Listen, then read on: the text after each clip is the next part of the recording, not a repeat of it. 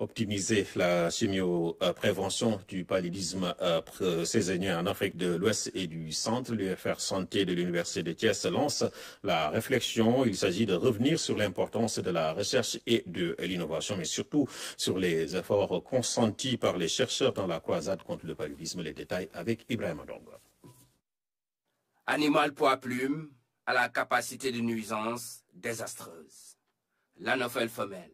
L'agent causal du paludisme. Chaque année, il occasionne la mort de plus de 400 enfants à l'échelle mondiale, dont plus de 90% en Afrique. Devant une telle situation, les chercheurs sont toujours en quête de solutions contre le paludisme. C'est l'exemple de la chimioprévention du paludisme saisonnier.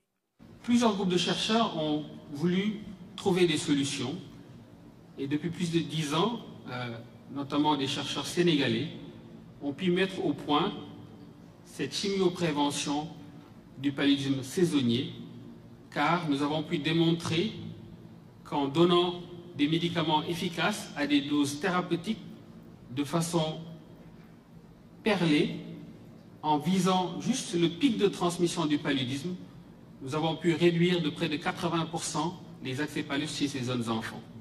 Un résultat positif, fruit de 18 bonnes années de recherche avec une efficacité reconnue. C'est la première fois qu'on a pu obtenir autant d'efficacité. Même les vaccins n'ont pas encore atteint cette efficacité-là dans le domaine du paludisme.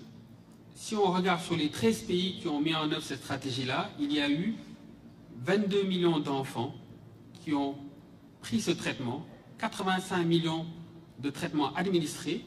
Tout cela grâce au concours des partenaires. C'est pourquoi l'Université de Thiès accorde un intérêt particulier à la recherche.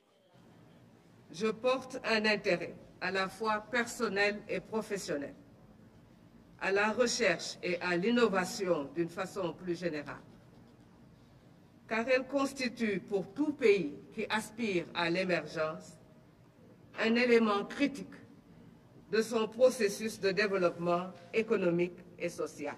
Ainsi, l'université donne corps à la directive présidentielle numéro 8 relative à la recherche et à l'innovation. Les ressources destinées au fonds d'appui à la recherche et à l'innovation sont passées de 7 millions en 2017 à 17 millions en 2018, 20 millions en 2019 pour atteindre 40 millions en 2020. Ce qui témoigne de la volonté des autorités à accompagner davantage les chercheurs.